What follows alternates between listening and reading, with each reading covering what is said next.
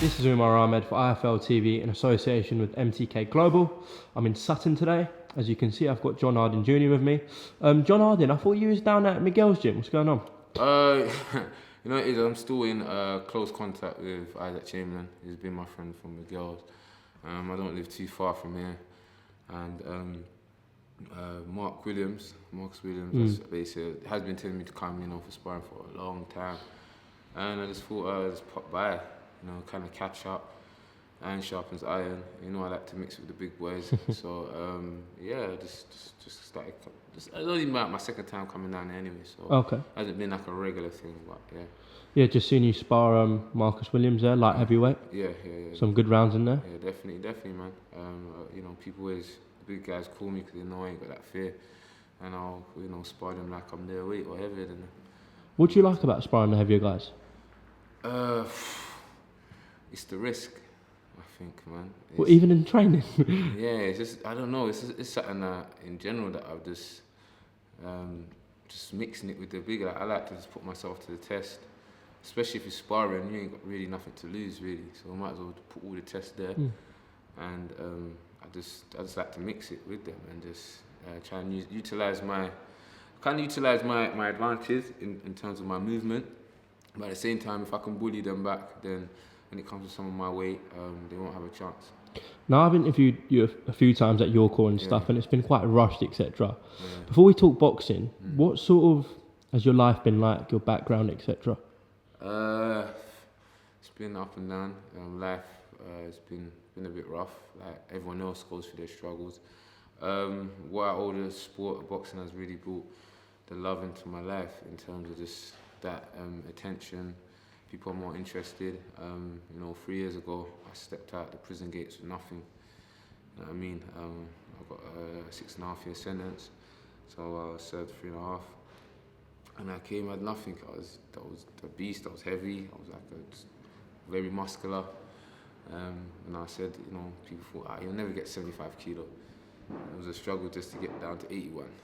You know what I mean? And it's to cut it short, because I could just talk about my life the whole way through. But it has been a long process in terms of just being hopeful. When I used to be in them prison cells, I used to be like on the phone talking to Chris Congo, and asking him about stuff, asking him about boxing, and just proving my worth, proving that I weren't a waste of talent. You know what I mean? I used to have pictures of my wall from the boxing, and some officers would look at me and say, waste of talent. And I swore I won't be a waste of talent. I swore when I came out, I'll prove that you can still be something. It's never too late to start again. And that's what my journey is. So it's not really like a gloat.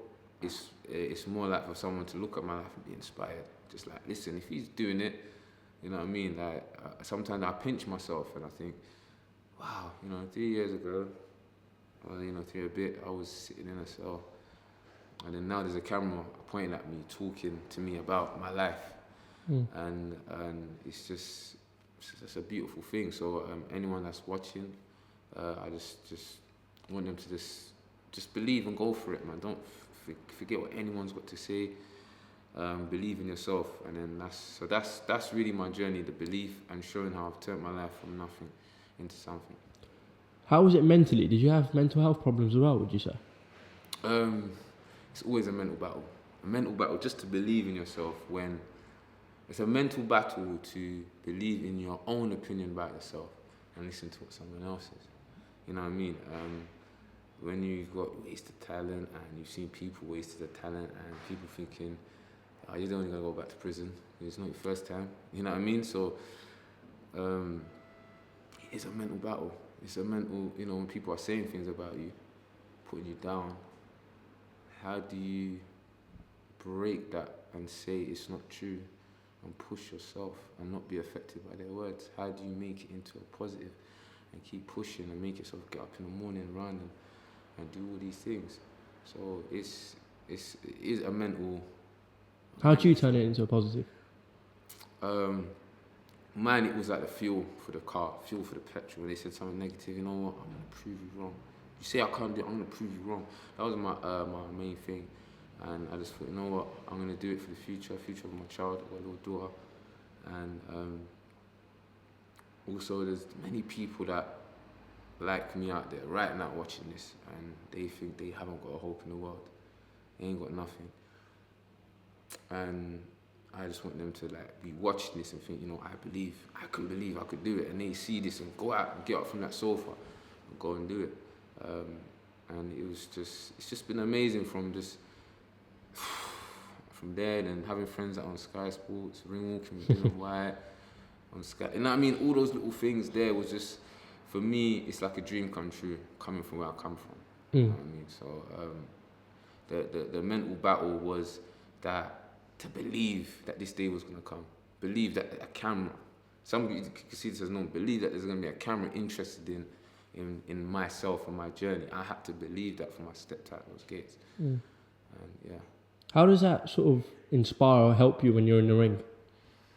It does, because it's like, look where you come from. It inspires me because I've always got love for when I've started, people see me spar and they're like, wow, you know, they're like this, or you're good. And it became an interest instead of just someone that's just come out of prison and I don't trust him. Well, he's been in prison, stay away. And I used to kind of be a bit, not say it. Now, you know, I just let out, this is what I've been through and this is what I am. This is what I've come from. This is what I am. You know what I mean? And it inspires me a lot, man, especially when people saying they've seen me on IFL, and they've reached out to me, and they're, you know, stuck in. So you have had people approach you and stuff? Yeah, people approach me, people stop me on the streets. You know, into where I come from, these things don't happen. You know, the only thing we see on the news is someone got life or someone died. That's the thing. So they'll look at me like, oh, you made it. But it's not like, I told them, it's good, but you go and do it. You could do it as well. They just think, nah, you know what, yeah, we support you, but you know me, I'm stuck doing this. I'm stuck doing this wrong to make this thing right. And I'm hoping the mentality, I'm hoping I'm that proof that it can happen. You know what I mean? I fully believe in God, and I believe that He's with me on this journey. And I believe that I am being put on here to just inspire others that they can do what they want in terms of their belief in their dreams and make it happen. I think that's good you've shared that. In a happier place now. Yeah. Let's talk about boxing. Yeah. Last out in September. Yeah. How did that fight go? I won a stoppage, third round. Ref stopped it. Yeah, it was beautiful. I came in at my career lowest, 11-4. Okay. So I'm still trying to know if I'm gonna go the light middle or the middle, if you know what I mean. So that's what we kind of trying to decide by this year. Next year I'll know what category I'm really cracking on for. And yeah, that's the progress we're at now. Anyway. When you out next? 24th of November. At your call again? Your call, yeah. The first to ever even know that. 24th of November. Exclusive. First exclusive IFL. So get at me for pit tickets and everything, man. Will that be at middleweight? Yeah, roughly probably 11-4, 11-5. I know sometimes they class that as light. Some people class that light middle. Some will still class that middle. So I'm in that kind of bracket at the moment. You still working with Leon McKenzie? Yeah. Still working. I was with him yesterday. And I stay close to my friends, Alec Chamberlain, all the rest. Mentioned Isaac Chamberlain, got a massive fight this time next week against Luke Watkins. How do you see that fight going? It's gonna be it's a fight not to be missed. I'm there. I'm sitting in a row. I'm supporting. I'll go with Isaac, man. I think he's gonna do it. I think he brings what he brings to the table. His boxing ability, his boxing IQ, which he's got a very high IQ. I think he can put on a nice boxing show and come away with a victory. See, it was disappointment for him last time out against Lawrence Okoli. Yeah. It was a tough one. Definitely very tough. When I first started coming training, I was with Daniel Aziz and Lawrence Okoli, and that also there. Then I was with Isaac, so I kind of knew both the similarities of what they kind of bring, and it was hard to kind of call it. And Lawrence, he's size, isn't it? He's just so big for that weight, and he managed to use his advantage. Do you think a lot of people are sleeping on Isaac after that defeat, forgotten about him really? you know, you've been away from we're in February, March, April, May, A June, long July, time. August, September, October, 8 months. That's over half a year. That's near enough a year. People only remember your last performance, and you know, people are quick to forget you, quick to just forget you. So it's like, I think some are sleeping on him, but some are they really want to see what Isaac Chamberlain's come, what type of Isaac Chamberlain's gonna come back. The comeback is always something beautiful. It don't matter how you fall, it's how you rise. Same situation for Luke Watkins, really, after that defeat to Coley. And that's what it is, man. They both look fired up. I've seen Luke Watkins, I'm like, he looks up for it. He's got the eye of belief. So I think that's definitely there's many facts on that undercard. I'm down. Great 50-50 fights, I know. Yeah, you got Craig Richards. We also know that you're close with Dillian Whyte. Yeah. A lot of rumours flying around. Is it Ortiz on the 22nd December? Is it Chisora rematch? You know, many people be flying at me with those questions. Like, do you know? I'm like, Got to ask you. I don't have a clue. I'll be honest, I don't have a clue. There's genuine friendship. As you know, me and him always banter with each other and whatever. And that's how we just keep it, man.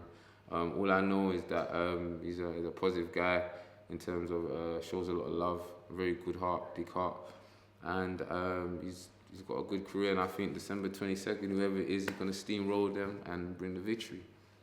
Well, if he does get past either Chisora or White, or even Brazil's being touted, then April 13th, Joshua's got Wembley booked. That rematch is going to be huge. Ooh, oh Lord, I can't even wait for that, man. I can't wait. Hopefully they you know, it's so much different because, you know, you got Wilder in the mix, and we did the Wilder negotiations, and you just got Dillian kind of waiting there, and he's putting the work. He's someone who's just been, someone I know is just grafting and just trying to just achieve. I don't think he even has a break. He's just back in it in the gym. I haven't seen it like him. I've trained alongside him, and it's just like, he's just trying to up the levels. He didn't have to take that Parker fight either. No. Neither of them did, to be fair. He didn't. But he truly is. Something I learned from him, he's got a warrior's heart. He's got true belief in himself like no other. I know I've seen it in him, and it's just so inspiring. And he just doesn't. He's one of the ones, he would fight whoever. You know what I mean? He would actually just fight whoever where it takes to get to the top. So what if that Joshua fight does happen, that rematch? What's your case for Dillian winning that? Okay, my case for Dillian, he's going to do a lot better than he did in the first, because I think he's in better shape. And it's heavyweight boxing, man. He lands that punch. You know what I mean? So I think he's got a big say in bringing in the victory. Don't sleep on Dillian. I know a lot of people are, you can't sleep on him. Definitely can't sleep on him. Someone who works as hard. And like I said, it's all about how you come back. And that he's a typical example in life. You know what I mean? Like, you know, how he fell against Joshua, probably everyone turned or whatever. He could have listened to their opinion or listened to his own. And look what's paid off. He's listened to his own. And now everyone's probably even forgotten a bit about it. And look now. You know what I mean? So he's another prime example. And I love having people close to me that, I'm going to say, come back at life with grit in their teeth and turn things around. So definitely, you know. Well, listen, John, it was actually good to sit down with you for the first time and have a proper interview. It's rough that you're cool. We haven't, there's so much noise. There's someone else waiting for interviews. Pictures. But definitely, man, it was nice to even catch up with you. A big shout to IFL. You know what I mean? That's even just showing me appreciation and love and getting me out there. Thank you so much. By you doing this, you're touching so many people's lives out there as well, man, that think they can't make it. And hopefully you don't watch this and it touches you to just do something with your life, man. Listen, John, best of luck ahead of your next fight. Anything you want to add in terms of like socials and that, and sponsors? Yeah, follow me, Pester Superstar. Follow me on social media, Instagram, Snapchat, all that. You also see me, some of my music videos. I'm also an artist as well. Download my mixtape, RMG, Respect My Gangster. So yeah, you could do all things, all things you want to do. So yeah, follow me on all socials, man. Okay, John Arden Jr., thanks for your time, and I'm sure we'll catch up soon.